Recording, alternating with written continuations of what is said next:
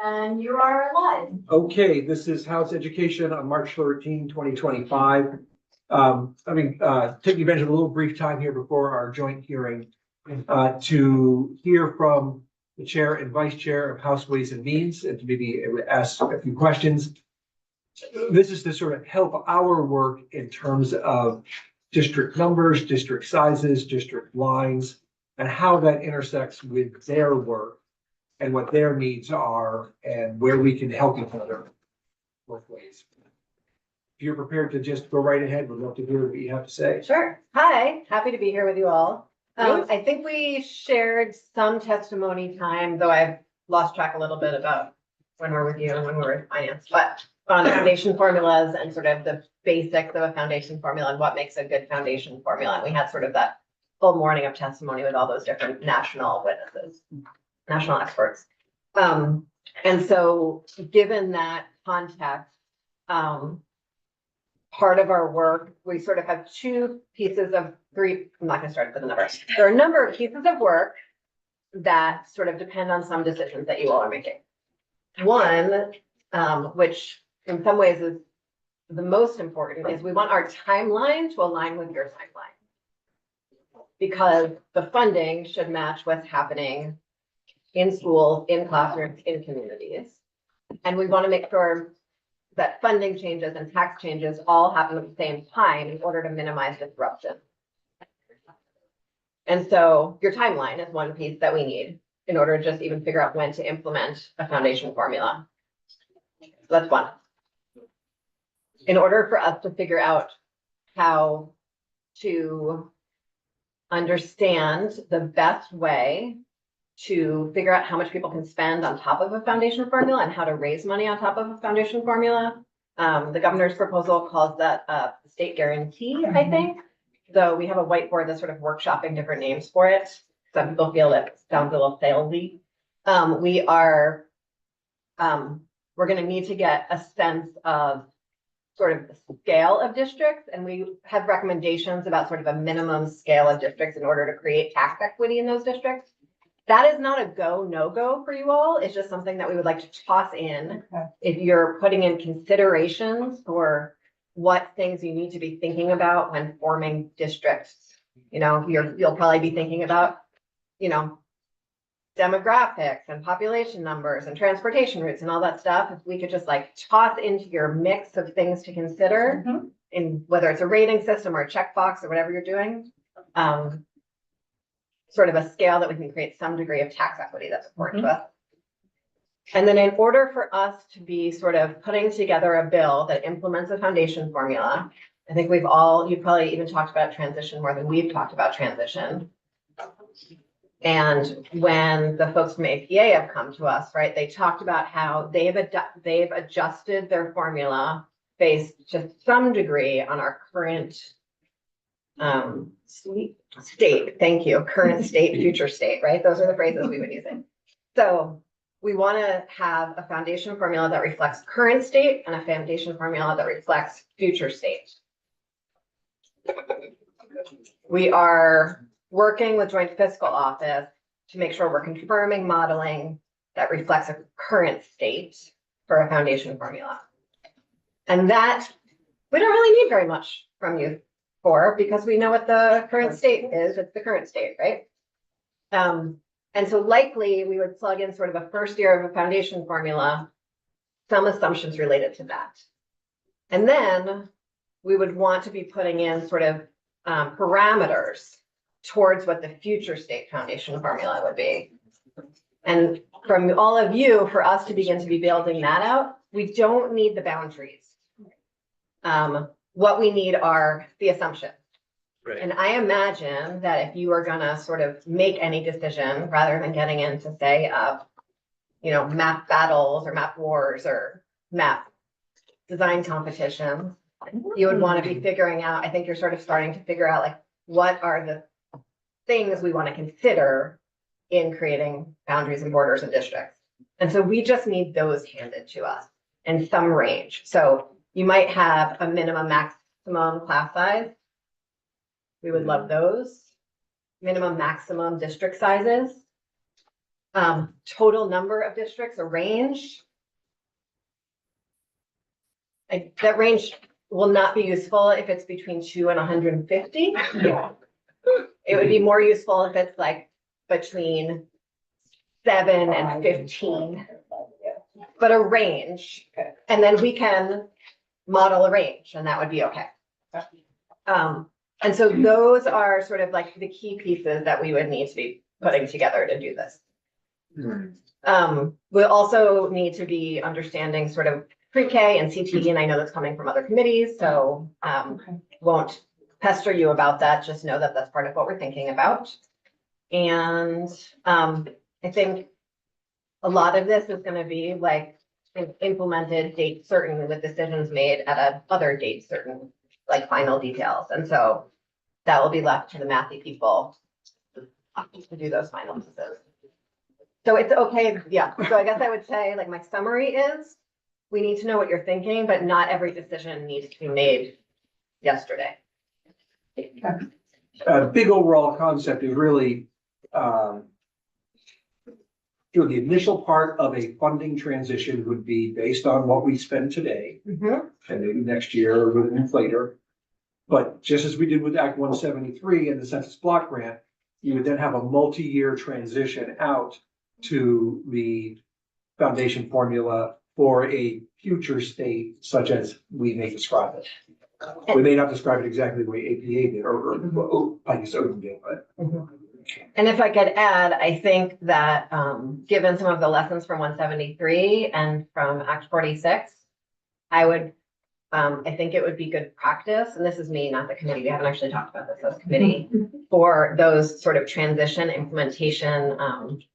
I don't have a less violent word than trigger, so I'm using trigger, sorry.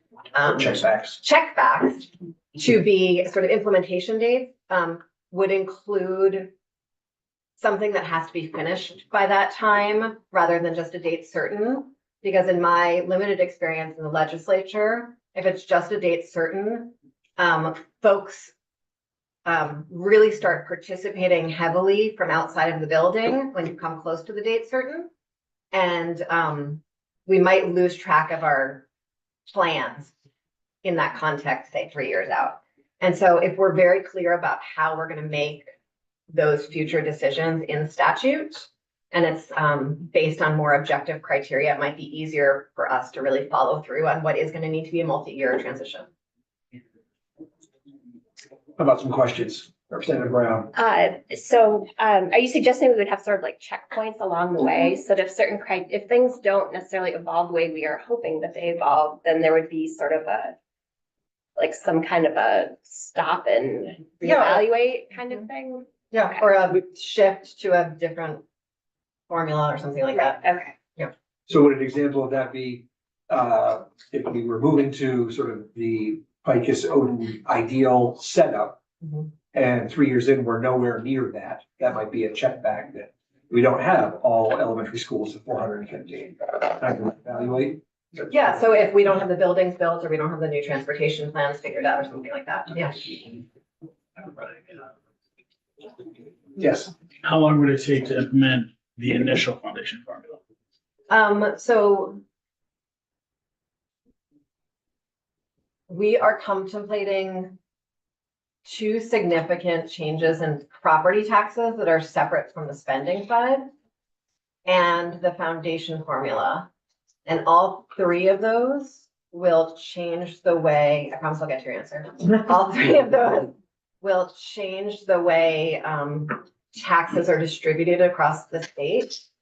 If we don't have them all be effective in the same year, it'll cause a really unnecessary level of whiplash. Yeah. And so would like to see all 3 of those implemented in the same year. And we have to have sort of a longer conversation with actually the tax department to see how much time they need on just the administration implementation side. But we're talking about FY 26. FY 28 seems like the most realistic thing to me based on my preliminary conversations with the tax department. Representative Brady. We are working on school construction and restarting a school construction program that might be a separate bill or might get folded into our bigger so far mythical bill. And hung up a bit on, like, do we need to do anything there? What happens there? If that's not part of foundation formula assumptions, most of our policy things, scale, cohesion really can't happen without, you can't be moving kids into buildings that don't exist or wings that don't exist or falling down. It's gonna take some school construction. So we're spinning a little bit about what's our lane, what's your lane there. Is it gonna fall outside the foundation formula and like what per pupil spending is? And if so, then how does, like, So I've never heard of a foundation formula anywhere in the country, though I'm not a foundation formula expert, but I think I've asked this question of foundation Yes. formula experts. That actually includes the cost of school construction in the foundation formula. okay. And so we would need to be funding the school construction, in its own fund and likely not at the district level. Okay. Given that we are essentially sort of enforcing a structural change, I imagine we would need to fund school construction at the state level. And the raising of that money towards whatever the original sort of nest egg would be for that very technical term. Right. Is something that we are like just, it's being contemplated as a part of various versions of how the tax system works. I mean, even how we're talking about the yield bill today, it came up when we were talking about the yield bill. But that is something that we are working on. I think you all, your lane is to figure out how those decisions would be made, I think. And when you send it over, we will do our darndest to figure out how to pay for it. Okay, can I ask a second related follow-up question then? So if big construction is not part of most or any other foundation formula, I assume there's some piece of regular like operations and maintenance and facilities. Do you think there's going to be any discussion about our facilities aren't just any facilities, they happen to be like the oldest, some of the most horribly run down, that part of the foundation formula might need to be a little bit tailored to the actual state of our facilities? So we actually did talk about that explicitly. Okay. The cost factor formula, which is the foundation formula that we would start with, sort of the current state, foundation formula, that would be tailored to the current cost of our buildings, because an old building doesn't just cost more to maintain it, it even costs more to clean, right?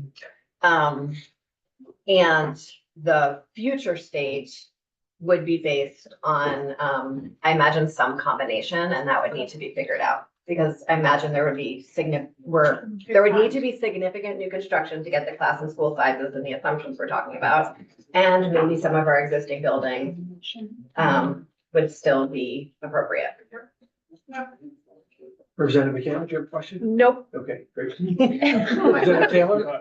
So I just want to kind of recap. So what you would need from us for the districts, right, is a pretty solid within a few, maybe 5 district kind of range in order to even implement anything for FY 28. You would need that still this session. It would make our lives much easier if you could give it to us this session, a range, but we don't need the lines at all. Because I've been very kind of steadfast on that. I don't want to delay your work, because that's really important work that we need to get done for the state, so. And I will say, up until this point, you have not delayed our work at all. We have more than enough work to do, and our work is still not delayed. And, it's not just that the model, like, we need your decisions for the modeling work. We're gonna need to do all of this transformation in order to have a foundation formula work, right? So the work is what needs to happen simultaneously. So one other question, if I could, on the school construction, do you see the funding? It's gonna be separate than the foundation formula, funding for school construction, most likely.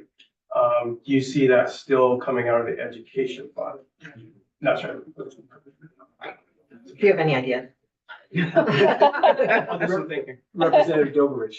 I think I answered my own question. It was about your range for districts. You were okay with the window. You're not, just not 0 to 200. Any modeling includes a range anyway, and so that's okay. Representative Long. So that is where I was going.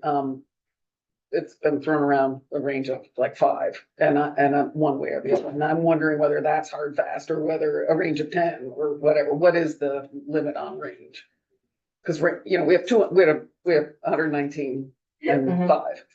So So if you are thinking about between 100 and, this is not gonna be a very satisfying answer, I'm sorry. it's fine. If you're thinking about between 119 and 100 and, I'm just using this as an example, and 109, then a range of 10 is actually not that big a deal because it's a much higher number, so the range is less Right. meaningful. If you're talking about a range between 10 and 20, that range of 10 is a little bit wider. Does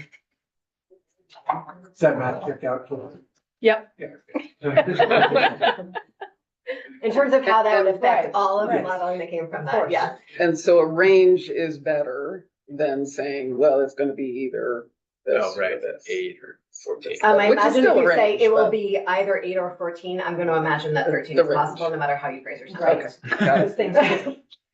Thank you.